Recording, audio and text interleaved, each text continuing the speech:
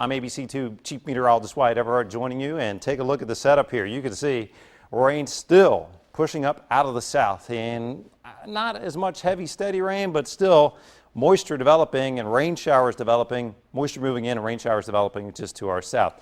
Here's our area of upper level low pressure. Ultimately, this thing will move north and away and allow our weather to improve, but still for another, I think 12 to 18 hours, we're going to face on and off light rain and showers with that Atlantic moisture tap. There is quite a bit of dry weather south of this system, and optimistic that that will be pushing in as we go toward late Saturday and especially into the day on Sunday.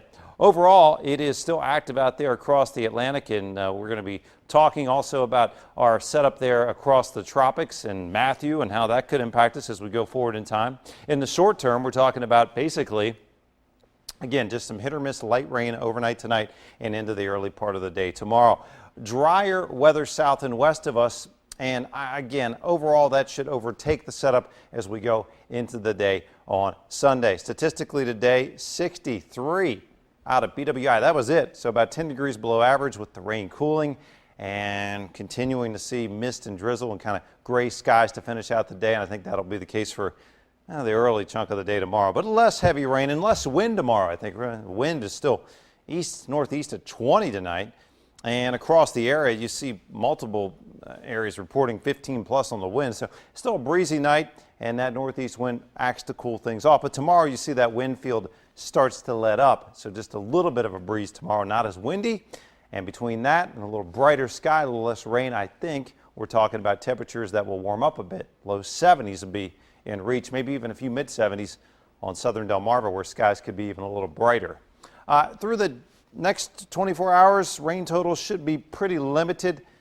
A shower or passing heavy downpour briefly may cause some places to get close to an inch like Annapolis, but I think that's going to be about it. Should not be enough to create any more flooding concerns. All right, now let's get back to what we were alluding to just a little bit earlier, and that's Hurricane Matthew still churning here south of Puerto Rico. It's in the Eastern Caribbean Sea. Water's extremely warm here, very fertile environment, and a major hurricane as of early on our Friday, then going Category 4 tonight. Unbelievable.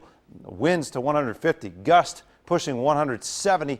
Movement's very slow, 9 miles per hour, but this thing is deepening and strengthening, well-defined eye wall. As we go into the next several days here, we think it will diminish some in strength, but it's going to come over Cuba, probably weaken a little bit with the high terrain. Then we'll be looking at a storm in the Bahamas, even off Florida, as we go into the middle part of next week. Now, timing and modeling is differing on this storm, but the idea is there at least that the tracking of the storm could bring it up along the east coast and perhaps not into the southeast coast. If that happens, ultimately the mid-Atlantic could be brushed by Matthew, but you can see there is some disagreement here, and we won't have a real sharp view on where Matthew is headed toward the end of next week and potentially the mid-Atlantic region until we get into probably a little later in the weekend here. So tonight, misty, drizzly, and yes, still breezy with those showers. Tomorrow, variably cloudy skies, some patchy light rain, I think especially early in the day, and then things should continue to improve through the day. Take a look at the extended forecast here. Here's how things shape up. 70 or so on Saturday at best. In the morning, cooler than that.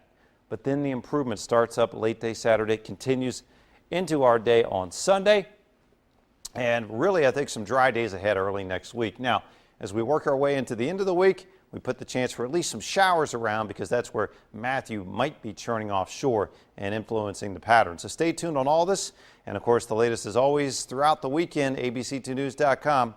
We'll catch you right here next time.